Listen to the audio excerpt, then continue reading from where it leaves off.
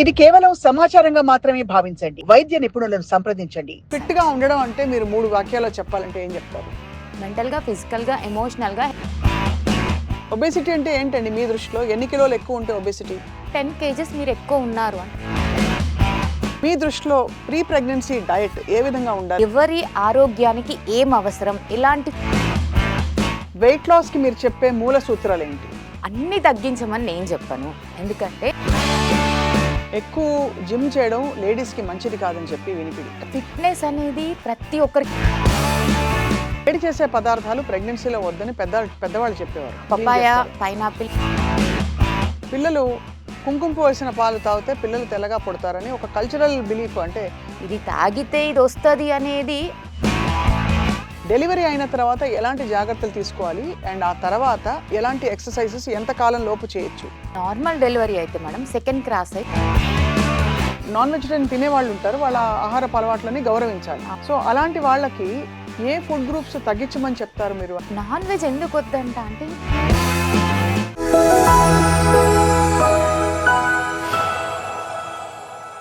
Hello and welcome to Sakshi life. సన్నగా ఆరోగ్యవంతంగా ఉండాలని ప్రతి ఒక్కళ్ళకి అనిపిస్తూ ఉంటుంది. ముఖ్యంగా గర్భం దాల్చే ముందు శరీరానికి కావాల్సినంత ఫిట్నెస్ ఉండాల్సిన అవసరం ఉందని చెప్పి ఎక్స్పర్ట్స్ చెప్తూనే ఉన్నారు. అండ్ ఫిట్నెస్ లేకపోవడం వల్ల వచ్చే కష్టాలు ఏమిటి, ఫిట్నెస్ ఎలాంటి ఫిట్నెస్ ఉండాలి, గర్భం దాల్చిన తర్వాత ప్రెగ్నెన్సీలో ఏ ట్రైమెస్టర్లో ఏ ఎక్సర్సైజులు చేసుకోవచ్చు, ఇంతకీ డెలివరీ అయ్యాక ఎలాంటి ఎక్సర్సైజెస్కి పర్మిషన్ ఉంటుంది, ఎంతకాలం వెయిట్ చేయాలి, ఇన్ని క్వశ్చన్స్ ఉన్నప్పుడు we have with us the one and only expert, అందరికీ సుపరిచితులు, గతంలో చాలా nutritional and fitness related information ఇచ్చిన దీప్తి గారు is here with us today. Fitness ఎక్స్పర్ట్గా గర్భ సంస్కారాలు ఏమిటో ఎలా ఉంటాయో చాలామందికి తన జ్ఞానాన్ని పంచుతూ వచ్చారు. దీప్తి గారు, thank you so much for joining us. Thank you ma'am. నేను అడిగిన ప్రశ్నల జాబితా చాలా పెద్దది. అవును ma'am. So first of all fitness అందరికీ అవసరం కదా. 100%. ఫిట్ గా ఉండడం అంటే మీరు 3 వాక్యాల్లో చెప్పాలంటే ఏం చెప్తారు? ఫిట్గా ఉండడం అంటే హెల్దీగా ఉండడం. సింగిల్ లైనే మ్యామ్, ఇంకా 3 కూడా వద్దు, single line. We should be healthy mentally, physically, emotionally. మెంటల్గా, ఫిజికల్గా, ఎమోషనల్గా హెల్దీగా ఉండడం ఈజ్ ఫిట్. అంతే. సో వెన్ వీ ఫిజికల్గానైతే ఎప్పుడైతే మనం ఫిట్గా ఉంటామో మెంటల్గా స్ట్రాంగ్ ఉంటాం. మెంటల్గా స్ట్రాంగ్ ఉన్నామంటే ఫిజికల్గా చేసే వర్క్ ఆటోమేటిక్గా హెల్దీగా చేస్తాం. అవును. So it totally interlinked. So I am telling like it is a healthy, that's it. అంతే అంతే. సో అయితే మొత్తానికి ఫిజికల్ ఫిట్నెస్ అన్నది ప్రెగ్నెన్సీ ప్లాన్ చేసే ఎంత ముందు నుంచి కాన్షియస్ ఎఫర్ట్ చేయాలంటారు?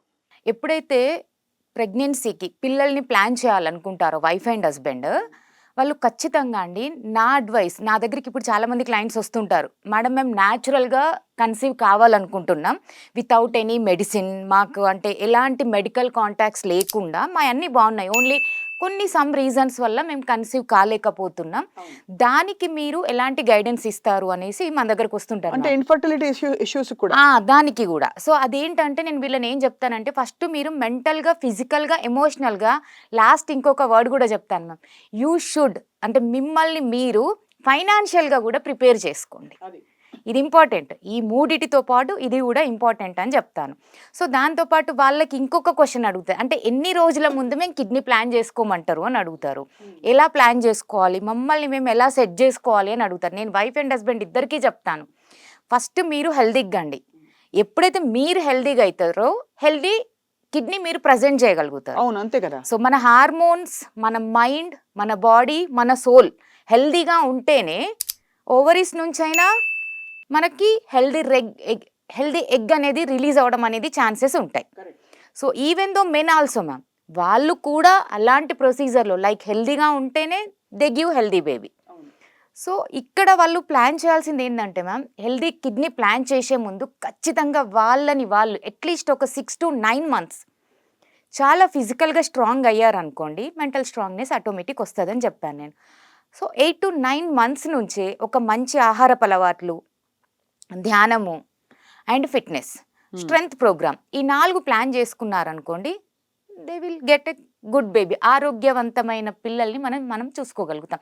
ఎలా కావాలో అలా రిఫ్లెక్ట్ కూడా చూస్తాం మేడం. గర్భ సంస్కారాలు అంటే ప్రీ అండ్ పోస్ట్ 2 రకాలుగా మనం గైడెన్స్ ఇస్తుంటాం. సో ఇప్పుడు మరి చెప్పండి, ఇది ప్రీ అన్నప్పుడు ఐడియల్ బాడీ వెయిట్ చూస్తారా మీరు? 100%. లేకపోతే వాళ్ళ ఫ్లెక్సిబిలిటీ ఎలా ఉందో చూస్తారా? అన్ని లేకపోతే మానసిక స్థితి దానికి ఏమైనా మీరు ఏమైనా టెస్ట్లు పెడతారా? లేక దానికి మీరు ఒక గేజ్, ఒక మామూలు మెజర్మెంట్స్తో మీరు చెప్పుకుంటారా? అంటే మనం ఇప్పుడు కిడ్స్ని ప్లాన్ చేసే ముందు కొంతమంది కేవలం ఒబేస్ రీజన్తోనే వస్తారు. ఒబేసిటీ ఉన్నది. ఒబేసిటీ అంటే ఏంటండి మీ దృష్టిలో? ఎన్ని కిలోలు ఎక్కువ ఉంటే ఒబేసిటీ? నేనేమంటానంటే ఒక 10 kgs మీరు ఎక్కువ ఉన్నారు అంటే అది లూజ్గా అండి, మీ హైట్ వెయిట్ కంటే. 20-30 ఉన్నారంటే యూ షుడ్ లూజ్, ఇంకా ఒక 20 కిలోలు అయినా తగ్గండి. అప్పుడేగా మీరు హెల్దీ బేబీ, మీరు కనాల్సిన బేబీ లోపల ఆగాలి అన్నా కూడా మీరు హెల్దీగా ఉండాలి ఫస్ట్. అదైతే ఫస్ట్ ప్లాన్ చెప్తాం మనం. తర్వాత వచ్చేసి ఎప్పుడైతే లోయర్ పార్ట్ మన బేబీని మనం క్యారీ చేసేది ఇక్కడ, సో ఈ పార్ట్కి రిలేటెడ్ ఫుల్ స్ట్రెంథన్ చేసుకోమంటాను నేను. లోయర్ పార్ట్కి రిలేటెడ్ అంటే బ్యాక్ నుంచి మొదలు పెడితే ma'am sides, glutes, everything strengthen చేసుకోమంటాను. బికాస్ సో మెనీ పీపుల్ ఈ రోజుల్లో జాబ్ చేసే వాళ్ళు మేడం సెక్షన్ అయితే ఆ తర్వాత మేము వర్క్ చేసుకుంటే వీఆర్ గెటింగ్ బ్యాక్ పెయిన్ అని కూడా అంటున్నారు. అసలు సిజేరియన్ సెక్షన్ అవాయిడబుల్ కదా? అవాయిడబుల్ కానీ తప్పని పరిస్థితుల్లో డాక్టర్స్ ఏం చేయలేరు మ్యామ్. బికాస్ వీళ్ళు హెల్దీగా ఉండాలి కదా నార్మల్ పెయిన్స్ భరించడానికి. కరెక్ట్, అవును. సో అది మనం ప్లాన్ చేస్తాం అన్నట్టు కిడ్ కోసం. సో అలాంటి ఎక్సర్సైజులు, ప్రాణాయామస్, మీరు అన్నారు మానసిక స్థితి, దానికి ఒక మంచి ప్రాణాయామస్ కూడా మనం గైడెన్స్ ఇస్తాం. సో ఇలా వాళ్ళ యొక్క మెడికల్ కండిషన్స్ చూసుకొని మనం, అంటే వాళ్ళ యొక్క వైటమిన్ డెఫిషియన్సీస్ని కూడా చూసుకొని అన్ని రకాల ప్రోటోకాల్ మొత్తం చూసుకున్నాకనే కిడ్ ఎలా ప్లాన్ చేయాలని వైఫ్ అండ్ హస్బెండ్కి ఇద్దరికి చెప్పడం జరుగుద్ది మన దగ్గర. సో అలా ప్లాన్ చేయడానికి మీరు ఎక్సర్సైజెస్ చెప్తారా, డయట్ చెప్తారా? డైట్ చెప్తాము, ఎక్సర్సైజ్ చెప్తాము, రెండు ఉంటేనే ది బెస్ట్ రిజల్ట్. మీ దృష్టిలో ప్రీ ప్రెగ్నెన్సీ డయట్ ఏ విధంగా ఉండాలని మీరు భావిస్తారు? According to person is different ma'am. కొంతమంది థైరాయిడ్తో వస్తారు, కొంతమంది పీసీఓడితో వస్తారు, కొంతమంది ఒబేస్తో వస్తారు, కొంతమంది ఇన్ఫర్టిలిటీ ఇష్యూతోనే వస్తారు. మేడం మేము ఎంతో తిరుగుతున్నాం, కేవలం మీరు వెయిట్ తగ్గండి, మీకు కరెక్ట్ ప్రాపర్ హార్మోన్ రిలీజ్ అవ్వట్లేదు అని చెప్తున్నారు. సో ఎవరి ఆరోగ్యానికి ఏం అవసరం, ఎలాంటి ఫుడ్ తింటే బాగుంటుంది, ఎలాంటి వ్యాయామాలు చేస్తే బాగుంటుంది అనే దానిని ప్రతి పర్సన్కి మనం నోటీస్ చేసి దానికి గైడెన్స్ ఇవ్వడం అనేది జరుగుతుంది. సో క్లుప్తంగా వెయిట్ లాస్కి మీరు చెప్పే మూల సూత్రాలు ఏంటి? ఇప్పుడు అందరూ చెప్పేది కార్బోహైడ్రేట్ తగ్గించమంటున్నారు. అవును. కొంతమంది ఫ్యాట్, ప్రోటీన్ బాగా తినమంటున్నారు, కొంతమంది ఫ్యాట్ కూడా తగ్గించి ఉత్త ప్రోటీన్ తినమంటున్నారు. సో మీరేం చెప్తారు? మ్యామ్ అన్నీ తగ్గించమని నేను చెప్పను. ఎందుకంటే మీకు ఏవి అవసరమో ఫస్ట్ తెలుసుకోండి, మీకు ఏ డెఫిషియన్సీస్ ఉన్నాయో తెలుసుకోండి. దానికి రిలేటెడ్ ఫుడ్ని నేను యాడ్ చేసి దానికి రిలేటెడ్ కొన్ని వైటమిన్ ట్యాబ్లెట్స్ అవసరం ఉన్నా కూడా నేను యాడ్ చేసుకోమంటాను. Only vitamin tablets. రైట్. అలా చూసి వాళ్ళకి సెడెంటరీ లైఫ్ స్టైల్లో ఉన్నారో, యాక్టివ్ లైఫ్ స్టైల్లో ఉన్నారా, లేదు అంటే కంప్లీట్ టీవీ ఇలా చూసుకుంటూ ఉండే వాళ్ళు కూడా ఉంటారు. సో దానికి తగ్గట్టుగా అప్పుడు వాళ్ళకి ఫ్యాట్ ఎక్కువ పెట్టాలా, ప్రోటీన్ ఎక్కువ పెట్టాలా, కార్బ్స్ కట్ డౌన్ చేయాలని according to their life style I fix them. దాంతో పాటు ఎక్సర్సైజ్ విషయంలో చాలా మందికి కొన్ని డౌట్స్ ఉన్నాయి. ఎక్కువ జిమ్ చేయడం లేడీస్కి మంచిది కాదని చెప్పి వినికిడి. కానీ ఈ మధ్య చాలా మంది సెలబ్రిటీస్ కూడా హెవీ వెయిట్స్, అసలు దాన్ని ఏదో అంటారు కదా, dead weight lifting, dead lift, ఆ డెడ్ లిఫ్ట్ చేసి వీడియోలు, రీల్స్ పెడుతున్నారు. చూస్తే అరే మనం కూడా చేయొచ్చు కదా అని కూడా అనిపిస్తుంది. ఏమంటారండి మీరు?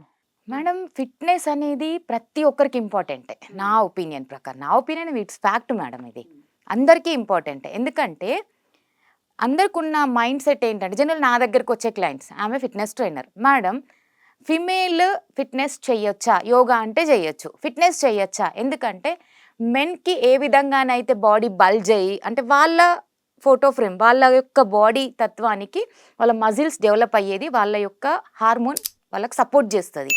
సో వాళ్ళకి డెవలప్ అవుతుంది. మనం కూడా అలానే అవుతామా అని అడుగుతారు. కారు మేడం, ఎందుకంటే మనకున్న హార్మోన్ అలా డెవలప్ కానియదు. ఎక్కడ ఫ్యాట్ కంటెంట్ అవసరమో అక్కడ డెవలప్ కానిస్తుంది, ఎక్కడ ఫ్యాట్ కంటెంట్ ఎక్కువ ఉందో దాన్ని కట్ డౌన్ చేస్తుంది. ఫిమేల్ అనేవాళ్ళు ఖచ్చితంగా ఫిజికల్ యాక్టివిటీని అడాప్ట్ చేసుకోండి అనేసి రీసెంట్లీ ఐసీఎంఆర్ రిజల్ట్ ప్రకారం మనకి విడుదల చేసిన బుక్లలో కూడా ఇచ్చారు మేడం. సో బేసిక్గా మీరు అనేది ఏంటంటే ఎక్సర్సైజ్ అలాంటివి పెద్ద పెద్ద వెయిట్ లిఫ్టింగ్, ఇంకా బైసెప్, మన బైసెప్ కర్ల్స్, ఇలాంటి ఎక్సర్సైజ్ చేయడం వల్ల మనకి లేడీస్కి అంత దారుణమైన వెయిట్ రాదంట. అస్సలు రాదు, ఇంకా చాలా చక్కగా కనబడుతుంది. Body framing looks very good actually. So మన షోల్డర్ అయినా కూడా, మన లోయర్ పార్ట్ అయినా కూడా, ఈవెన్ దో మన ఇప్పుడు మేడం ఫీమేల్కి మెయిన్గా హార్మోన్ రిలీజ్ అయ్యేది ఈ ఏరియాలో. సో దీనికి రిలేటెడ్ మనం యాక్టివ్ ఉంచినాం అనుకోండి, ఇట్ షుడ్ బి యాక్టివ్ కదా మేడం. అవును. హెల్దీగా ఉంటాం కదా, సెంట్రల్ ఒబేసిటీ తగ్గుతుంది కదా, సో ఎనర్జీ లెవెల్స్ బాగుంటాయి, అంతే తప్ప ఎక్కడ ప్రాబ్లం రాదు. And we're so happy. And మనకి డోపోమిన్ అనే healthy hormone and happy hormones అనేది రిలీజింగ్ చాలా ఎక్కువ అవుతుంది. న్యాచురల్గానే ఒక హెల్దీ లైఫ్ స్టైల్ అయితే లీడ్ చేస్తారు. మామూలుగా గైనకాలజిస్ట్ దగ్గరికి వెళ్ళినప్పుడు హా. ఎక్సర్సైజ్ చేయొచ్చు ఆ ప్రెగ్నెన్సీలో, కన్సీవ్ అయిన తర్వాత అంటే రైట్. ముందు ఒక 5-6 వారాలు కొంచెం జాగ్రత్త పడమంటారు. అవును. ఆ తర్వాత మీరు గతంలో చేసిన ఎక్సర్సైజెస్ ని కంటిన్యూ చేయొచ్చు అంటారు. అవును, సో అది నిజమేనా? 100% మ్యామ్. ఎందుకంటే ఒక సైకిల్ తొక్కడం ఫర్ ఎగ్జాంపుల్. అంటే బాడీ, అది నేను చాలాసార్లు చెప్తాను madam, body to body is different, first point. Second, ఎందుకంటే వాళ్ళ మెడికల్ కండిషన్స్ ఎలా ఉన్నాయి, వాళ్ళ యొక్క ప్రోటోకాల్ డాక్టర్ ఏ విధంగా వాళ్ళకి గైడ్ చేశారు. సో అతి కష్టంగా కన్సీవ్ అయిందా, అయిన కన్సీవ్ని ఒక 1-2 months ఫస్ట్ బెడ్ రెస్ట్తో చూసుకోమంటారు. వాళ్ళు చెప్పిన దాన్ని బట్టే, వాళ్ళు ఇచ్చిన ప్రిస్క్రైబ్ని బట్టే మనం గర్భ సంస్కారం క్లాసెస్ ఇవ్వడం అనేది జరుగుతుంది. అంతే తప్ప రండి మీరు లాస్ట్ ఇంతకుముందు ఇలా చేశారు కదా ఇప్పుడు చెయ్యండి అనేది అయితే నేను ఎట్టి పరిస్థితిలో తీసుకోను క్లయింట్ని అట్లా. ఇంకా చెప్పాలంటే మీ డాక్టర్ ఓకే అన్నారా, నా ప్రకారం అక్కడ ఓకే ఉంటుంది. బట్ అయినా అట్నుంచి కూడా నేను ఇంపార్టెన్స్ ఇస్తా. బికాస్ వాళ్ళ కండిషన్ ఏంటి అనేది డాక్టర్ ఖచ్చితంగా తెలిసి ఉంటుంది. వాళ్ళ బిఫోర్ యాక్టివిటీ ఏంది, ప్రజెంట్ యాక్టివిటీ ఏంది అనేది, దాన్ని బట్టే మనం ఫాలో అవుతాం. ఇదివరకు గర్భం దాల్చినప్పుడు పూర్వకాలంలో అంటే ఇంట్లో పనులు అవి చేసుకుంటూ కామన్ గా ఉంటారు, కానీ అదొక చాలా రెస్ట్ తీసుకోవాల్సిన, నిద్రపోవాల్సిన సమయం అని చెప్పబడింది. అవును. బాగా రెస్ట్ తీసుకోవాలి, కామ్ గా ఉండాలి, ఇలా ఉండాలని. ఇవాళ రోజుల్లో మీరు చెప్పేదాన్ని బట్టి ఫిట్నెస్ చాలా అవసరం ప్రెగ్నెన్సీలో అని. ఎందుకండి? లైఫ్ స్టైల్ మారిపోవడం వల్ల? 100% మేడం. బికాస్ సో మెనీ అందరి ఇళ్ళలో ప్యాంపరింగ్ కిట్స్ ఎక్కువ అయిపోయింది మేడం ఇప్పుడు. సో మదర్ వర్క్స్ చెప్పడం లేదు, కూర్చున్న దగ్గర అన్ని ఆర్డర్స్ ఇచ్చుకోవచ్చు. ఇంకా చెప్పాలి అంటే టేస్ట్ ఆఫ్ లైఫ్ ఎక్కువైపోయింది, ఏది కావాలంటే అది దొరుకుతుంది తినడానికి. కార్బ్స్ ఎక్కువ, మీరు ఇంతకుముందు అన్నారు, కార్బ్స్ అనేది చాలా ఎక్కువైపోయింది. ఇప్పుడు ఇండియా టాప్ పొజిషన్లో ఉంది మేడం డయాబెటిక్కి, వరల్డ్లో టాప్ పొజిషన్లో ఉంది. ఎందుకుంది మరి? ఇండియా పూరెస్ట్ కంట్రీ, పూర్ అంటారు, ఎందుకుంది మేడం? ఉండొద్దు అసలు. అలాంటి ప్రాబ్లమ్స్ వల్లనే వాళ్ళు అసలు కన్సీవ్ కాలేకపోతున్నారు సీరియస్ చెప్పాలి అంటే. అంటే ఒబిసిటీ వల్ల కన్సెప్షన్ కూడా ఇది తగ్గుతుంది. 100%. అంటే మనకి హార్మోనల్ ఇంబ్యాలెన్స్ ఎక్కువ అయిపోతుంది. హార్మోనల్ ఇంబ్యాలెన్స్ అవుతుంది, బాడీలో ఎడిమా వస్తుంటుంది. ఓవరీస్లో ఎంతమందికి మేడం ఇప్పుడు ఓవరీస్లో ఎంతమంది నీటి బుడగలు ఉన్నాయని వస్తున్నారు? Only of the reason over carbs, sedentary life style. వీళ్ళకి ఇంకా స్ట్రెస్ లైఫ్ ఎక్కువ అవుతుంది మేడం పిల్లల్లో. ఇప్పుడు education, family, out side food, so pampering, నా ఒపీనియన్ చెప్తున్నాను. సో ఇలాంటి లైఫ్ స్టైల్ వల్ల కూడా చాలా రకాల సమస్యలు ప్రెగ్నెన్సీ ప్లాన్ చేసే ముందు ఫేస్ చేస్తున్నారు వాళ్ళు పిల్లలు. మీరు ఎప్పుడు వెజిటేరియన్ డైట్ అడ్వకేట్ చేస్తారు, నేను చూశాను. అవును. బట్ నాన్ వెజిటేరియన్ తినే వాళ్ళు ఉంటారు, వాళ్ళ ఆహారపు అలవాట్లని గౌరవించాలి. అవును. సో అలాంటి వాళ్ళకి ఏ ఫుడ్ గ్రూప్స్ తగ్గించమని చెప్తారు మీరు? అంటే ఉదాహరణకి పాల పదార్థాలు కూడా ఇప్పుడు ఒక విధంగా చూసుకుంటే హార్మోనల్ ఇంజెక్షన్స్ ఇచ్చేసి అసలు మంచి పాలు రావట్లేదు అసలు. అవును. కాబట్టి అవి కూడా కట్ చేయమని చెప్తున్నారు, మీరేమంటారు? అంటే మేడం నాన్ వెజ్ ఎందుకు వద్దంట అంటే ఇంకా స్ట్రెస్ పెరుగుతుంది మేడం దాంతో. ఇప్పుడు దానికి అరుగుదలకి చాలా టైం టేకింగ్ ప్రాసెస్. అవునా? అవును. ఇప్పుడు ఒక 1 cup ఆఫ్ వెజ్ కర్రీ తింటే మీకు ఒక 1.5-2 hours ఇట్ విల్ బి ఒక పొజిషన్కి వచ్చేస్తుంది, ఇంతవరకు ఈ డైజెషన్ ప్రాసెస్ అయింది అనేసి. అదే మీరు నాన్ వెజ్ తీసుకుంటే it takes 12 hours to 14 hours కొన్ని ఐటమ్స్కి. Item to item is different. అప్పుడు బ్రెయిన్కి స్ట్రెస్సే, హార్ట్కి స్ట్రెస్సే, లివర్కి స్ట్రెస్సే, డైజెషన్ సిస్టమ్కి స్ట్రెస్సే కదా మేడం. అక్కడ నుంచి స్టార్ట్ ఇంకా ప్రాసెస్ అనేది అక్కడ నుంచి స్టార్ట్. అందుకనేసి నేనైతే నాన్ వెజ్ వద్దంటా ma'am. Before planning a kid అయితే అసలు వద్దని చెప్తాను. ఈక్వల్ టు నాన్ వెజ్ చాలా రకాల ఫుడ్స్ మనకు ఉన్నాయి. Before planning a kid you should set your self with healthy diet అయితే చెప్తాను నేను. హెల్దీ డైట్, నేను న్యాచురల్ డైట్కి ఇంపార్టెన్స్ ఇస్తాను. నాకు అది బాగుంటుంది, ఇప్పటివరకు మనకు రిజల్ట్స్ కూడా వచ్చాయి దాంతో. సో అలానే నేను వెళ్ళమంటాను. అలాగే వేడి చేసే పదార్థాలు ప్రెగ్నెన్సీలో వద్దని పెద్దవాళ్ళు చెప్పేవారు. అలాగే బొప్పాయి పండు తినొద్దంటారు. మీ దృష్టిలో వేడి చేసే, ఉదాహరణకి మనకి నువ్వులుండలు కానీ, లేకపోతే ఈవెన్ ఖర్జూర పళ్ళు అవి కూడా బాగానే, ఇవన్నీ వేడి చేసేవి కదా. ఇవన్నీ వీటన్నిటిని మీరు ఎలా? సో పపాయ, పైనాపిల్ నేను కూడా వద్దని చెప్తాను. పైనాపిల్ ఆల్సో, ఈ 2 వద్దంటాను.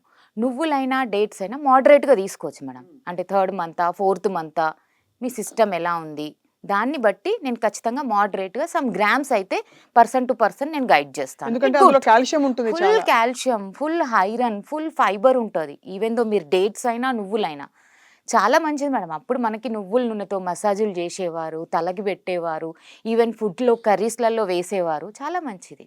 నువ్వులు చాలా మంచివి, డేట్స్ చాలా మంచివి. సో ఈ ప్రోటోకాల్స్ లో మనం అభ్యంగన స్నానం చేయడం కూడా చాలా మంచిదంటారు. చాలా మంచిది.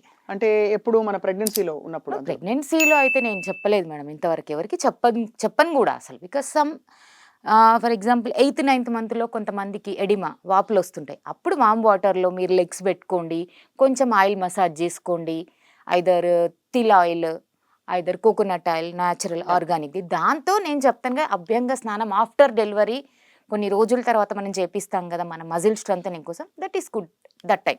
సో పిల్లలు కుంకుమ వేసిన పాలు తాగితే పిల్లలు తెల్లగా పుడతారని ఒక కల్చరల్ బిలీఫ్. అంటే ఇప్పుడైతే అసలు అన్ని అసలు తెల్లగా ఉండాలని అనడమే దాదాపు ఒక నేరం. చట్టపరంగా కూడా చూస్తే అలాంటి వివక్ష చూపించకూడదని. బట్ ఒక టైంలో కానీ కుంకుమ పూలు ఇవన్నీ కూడా ఏ ఫుడ్స్ని బాగా హెల్దీగా ప్రోత్సహిస్తారు మీరు? So first madam it's DNA. మనకి ఏది ఉంది మన బాడీలో ఏది ఉందో అదే వస్తుంది అంతే. మన జెన్యూన్ మన జెనెటికల్గా ఏది ఉందో ఆ కలరే వస్తుంది. ఇది తాగితే ఇది వస్తుంది అనేది ఐ కాంట్ బిలీవ్. ఇది తాగితే ఇలా వస్తారు, ఏది థింక్ చేస్తామో అలాంటి కిడ్ని అయితే ప్రజెంట్ చేసుకోగలుగుతాం. ఇప్పుడు కొంతమంది నాటి కిడ్స్ ఉంటారు, కొంతమంది అల్లరి చేసే పిల్లలు ఉంటారు, కొంతమంది ఆధ్యాత్మికంగా ఉంటారు, కొంతమంది చాలా డిసిప్లిన్గా ఉంటారు, కొంతమంది పేరెంట్స్ దగ్గర ఉంటారు, హాస్టల్లో ఉంటారు, డిసిప్లిన్గా ఉంటారు. ఇవన్నీ అయితే మనం డెవలప్ చేసుకోవచ్చు పిల్లల్లో గర్భ సంస్కారాలతో. కానీ ఇది తాగితే ఇలా వస్తుంది, ఇది చేస్తే ఈ కలర్ వస్తుంది అనేది అయితే నేనైతే యాక్సెప్ట్ చేయను మేడం. ఇంకొకటి ఏంటంటే ఎప్పుడైతే మనం ఎలాంటి ఫుడ్ తింటామో అలాంటి జీన్స్ అయితే మన పిల్లల్లో డెవలప్ అవుతుంది. అవును, 100%. But it's a genetical. Colour అనేది జెనెటికల్. పేరెంట్స్ కొంతమంది నార్మలే ఉంటారు, బట్ పిల్లలు ఎక్దమ్ వైట్గా మంచిగా బ్రైట్గా వస్తారు. బికాస్ దానికంటే వాళ్ళ బిఫోర్ పేరెంట్స్ అంతకు ముందు నుంచి వచ్చిన ఆ జీన్స్ ఆ డిఎన్ఏలో ఉన్నది మళ్ళీ మనం పిల్లల్లో చూస్తూ ఉంటారు. కాబట్టి ఓవరాల్గా మీరు అనేది ఫిట్నెస్ ప్రెగ్నెన్సీ ముందు చాలా అవసరం, ప్రెగ్నెన్సీలో కూడా దాన్ని మెయింటైన్ చేయడం అవసరం చాలా. ఇక డెలివరీ గురించి వాళ్ళు మాట్లాడదాం. దీప్తి గారు, డెలివరీ అయిన తర్వాత ఎలాంటి జాగ్రత్తలు తీసుకోవాలి అండ్ ఆ తర్వాత ఎలాంటి ఎక్సర్సైజెస్ ఎంత కాలం లోపు చేయొచ్చు? సో దీప్తి గారు, ఈ టాపిక్ చాలా ఇంట్రెస్టింగ్. చాలా మందికి దాదాపు 1 month ఎక్సర్సైజ్ చేయొద్దంటారు, కొంతమందికి టాకాలు పడతాయి, సూచనలు పడతాయి. అలా కాకుండా ఉంటే మీరు ఏం చెప్తారు? నార్మల్ డెలివరీ అయితే మేడం సెకండ్ క్రాస్ అయ్యి థర్డ్ నుంచి upper body stretching, lower strengthening అలాంటివి చిన్నగా మనం స్టార్ట్ చేస్తాం. సెక్షన్ అయిపోయింది అనుకోండి, నా ప్రకారం మీరన్న ఈ స్టిచెస్ ఏవైతే ఉంటాయో బాడీ టు బాడీ డ్రై అవ్వడానికి టైం పడుతుంది మ్యామ్. వాళ్ళకి స్ట్రెంత్ రావడానికి కూడా టైం పడుతుంది, బాడీ కొంచెం ఎనర్జీ కావడానికి కూడా టైం పడుతుంది. నేను ప్రతి క్లయింట్కి చెప్తాను 5 క్రాస్ అయ్యాక 6 నుంచి స్టార్ట్ చేయండి, ఇట్స్ గుడ్. 5 అంటే ఏమిటి? 5 months డెలివరీ అయ్యాక 5 months నుంచి తర్వాత స్టార్ట్ చేయండి అని చెప్తాను నేను. సో అలా స్టార్ట్ చేసే వాళ్ళకి ఎంత కాలం లోపు వెయిట్ తగ్గుతుంది అని మీరు అనుకుంటున్నారు? Extra wait gained during pregnancy? It takes 8 to 9 months ma'am. కరెక్ట్గా చెప్పిన డైట్, చెప్పిన మన క్లాసెస్ అన్నీ అటెండ్ అయ్యారనుకోండి, 8 to 9 monthsలో వాళ్ళు ఖచ్చితంగా రివర్స్ అయ్యే ఛాన్స్ ఉంటుంది, మళ్ళీ నార్మల్ 100% చేయొచ్చు. అండ్ ఉదాహరణకి ఫర్ ఎగ్జాంపుల్ మీరు చెప్తే ఎంత వెయిట్ హెల్దీ వెయిట్ గెయిన్ ప్రెగ్నెన్సీలో? 9 to 12 kgs బాడీ, అంతకంటే ఎక్కువ పెరగొద్దు. అది నార్మల్ డెలివరీకి అయితే చాలా హెల్ప్ చేస్తుంది. ఇంకా అంటే మీరు అనేది ఏంటంటే బిడ్డ ఒక 3 కిలోలు 4 కిలోలు అనుకుంటే కూడా చాలా, 4 కిలోలు చాలా తక్కువ. అంత పెద్ద బేబీస్ ఇక్కడ మనం 2.5 or 3 ఉంటున్నారు ఇప్పుడు. 2.5 to 3 kilos బేబీ అంటే ఇంకొక 10 అంతే, ఒక 10-12 కిలోల వరకు మీరు అలవెన్స్ ఇస్తున్నారు. మొత్తం బేబీని కలిపి చెప్తున్నాను నేను. 9 to 12 kgs, 9 to 12 ఇంకో 10 కిలోలు పెరగడం సహజం. బట్ అంతకంటే ఎక్కువ పెరగడం అనేది కొంత అసహజం. ఒబెసిటీ తర్వాత ఇప్పుడు జెస్టేషనల్ డయాబెటిక్ అనేది పిల్లల్లో ప్రెగ్నెన్సీలోనే వచ్చేస్తుంది బికాస్ ఆఫ్ దిస్ ఒబేసే కదా మేడం.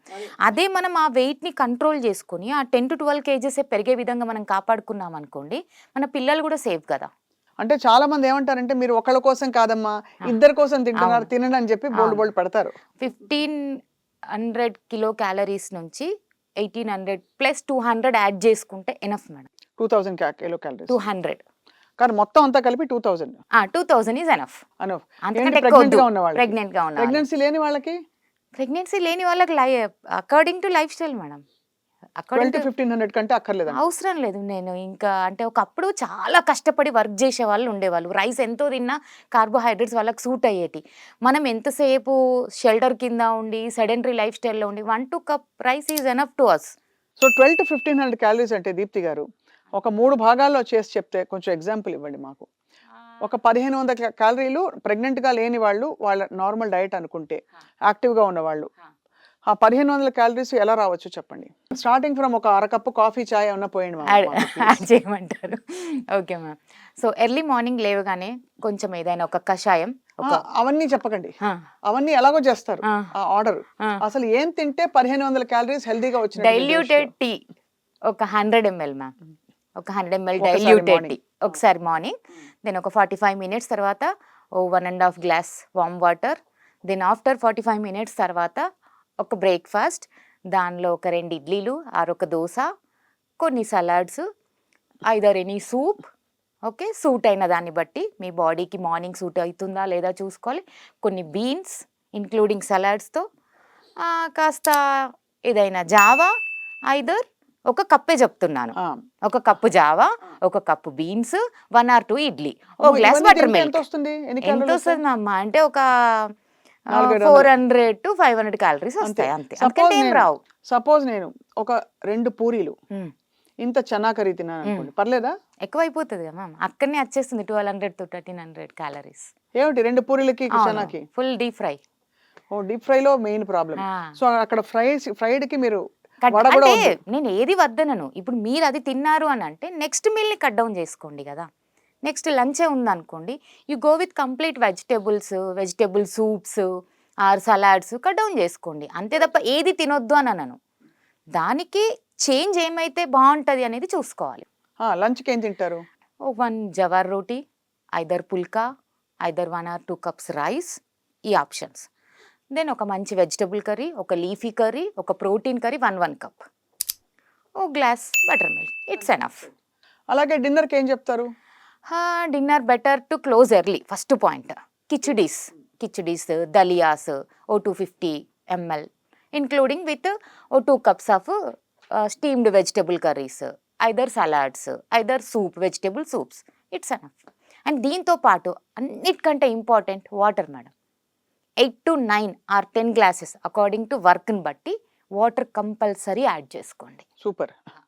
ఇప్పుడు ఒక బెంచ్ మార్క్ వచ్చింది దీప్తి గారు, మీరు చెప్పిన ఈ ఇన్ఫర్మేషన్ వల్ల. ఐ థింక్ ఎవరికి వాళ్ళు చెక్ చేసుకోవచ్చు, ప్రెగ్నెన్సీకి అంటే ముందు అసలు కాకుండా కూడా అడల్ట్స్ అంటే పిల్లలు పుట్టేసిన వాళ్ళు కూడా 30s లో 40s లో ఉన్న వాళ్ళు కూడా చెక్ చేసుకుని ఈ డైట్కి ఎంత దగ్గరగా ఉన్నామో అని ఒక Just it is a rough calculation. It's not suit to all. It is a rough. We are telling it is good. కానీ మధ్యలో మీరు అనేది 2 పూరీలు లాగిచ్చినా, 2 వడలు లాగిచ్చినా, ఒక కప్పు స్వీట్ తినేసినా కూడా రసమలై బాగుందని, అప్పుడు దాన్ని బ్యాలెన్స్ చేయడానికి తర్వాత కట్ చేసి మనం చూసుకోవాలి. 1500 క్యాలరీస్ కంటే అయితే అక్కర్లేదంటారు grown adult. It's a rough calculation, ma'am. Based on average, person to person is different. ఒక 100 ఇటు అంతే. అటు ఇటు అవుతుంటది. దీప్తి గారు చాలా informative session. Thank you so much. We look forward మళ్ళీ కలవాలి మనం. Thank you.